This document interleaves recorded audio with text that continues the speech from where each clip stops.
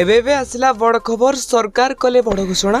तेबे अंगनवाड़ी कर्मी आसला बहुत बड़ खुशी खबर। तेबे अंगनवाड़ी कर्मी बढ़िया जाऊँगी दरमा। तेबे अंगनवाड़ी कर्मी दरमा केवेठार वृद्धि केवेठार नियम लागू हेबो एने समस्त अंगनवाड़ी कर्मी आसी बहुत बड़ खुशी खबर। तेबे संपूर्ण खबर टी कौन रही जाना पूर्व आम चैनल को प्रथम थरक आसते आम चैनल को सब्सक्राइब कर पाखे आसुवा बेल आइकन को ऑल बटन में सेट करने सहित वीडियो को लाइक करी आम टेलीग्राम चैनल में जॉइन जातु। तेबे आपण माने समस्त जानते कि तुम अंगनवाड़ी कर्मी दरमा वृद्धि को नहीं एपरिक पिला आसुवा खाद्यर टंका को नहीं आउ अवसर प्राप्त पर पेंशन को नहीं और आर्थिक सहायता को नहीं आपण माने समस्त स्ट्राइक करथिला।